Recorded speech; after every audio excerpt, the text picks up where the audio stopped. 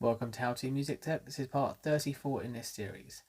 How to generate a random rhythm or bass pattern. To generate a random rhythm pattern, press and hold the Shift key and then press the G sharp, which is random rhythm pattern down here.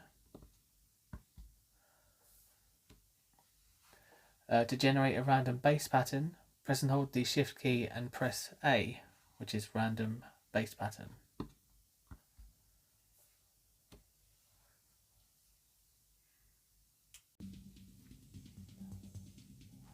Thank you so much for watching. I really hope you found this tutorial helpful. If you did, make sure you give the video a like and subscribe for more content on this unit and others to come.